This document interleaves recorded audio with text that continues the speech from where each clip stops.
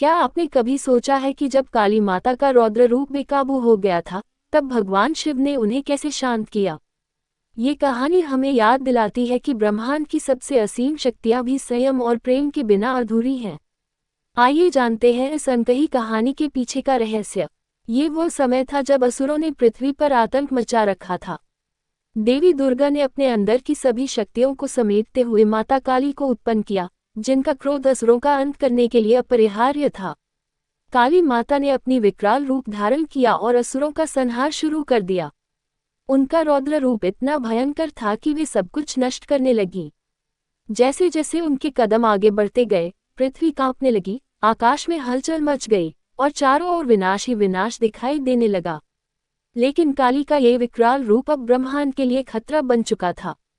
काली माता अपनी ही शक्ति में इतने मग्न हो गई कि उन्हें ये भी याद नहीं रहा कि वो केवल असुरों को खत्म करने आई थी, और अब उनके कदम पृथ्वी की हर चीज को नष्ट करने पर आमादा हो गए थे। तभी भगवान शिव ने ये देखा और उन्होंने धरती को बचाने का निर्णय लिया। शिव ने सोचा, अगर मैं इस क्रोध को नहीं रोकूंगा तो ब्रह्मांड का संतुलन बिगड़ जाएगा। शिव माता काली के सामने आकर लेट गए। काली का क्रोध चरम पर था और जैसे ही उन्होंने अगला कदम उठाया, वह शिव के सीने पर पड़ा। शिव का स्पर्श होते ही काली माता का क्रोध अचानक शांत हो गया। उन्हें एहसास हुआ कि उन्होंने अपने ही पति पर कदम रखा है। काली की आंखों से आंसू बहने लगे और उनका रौद्र रूप एकदम शांत हो गया। ये कहानी हमें सिखाती है कि सबसे विकराल शक्तियां भी प्रेम और संयम के सामने झुक जाती हैं। काली माता का रौद्र रूप शिव के प्रेम और धैर्य के आगे शांत हो गया और ब्रह्मांड फिर से अपने संतुलन में आ गया। काली माता और शिव की यह कहानी केवल उनके क्रोध और प्रेम की नहीं है, बल्कि यह हमें ये सिखाती है कि जीवन में संतुलन कितना महत्वपूर्ण है।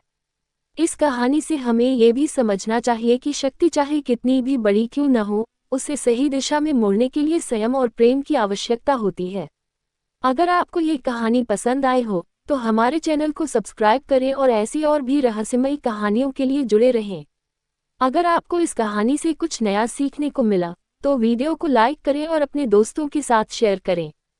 कमेंट्स में हमें बताएं कि आपको ये कहानी कैसी लगी और आप किस देवी देवता की रहस्यमयी कहानी सुनना चाहेंगे।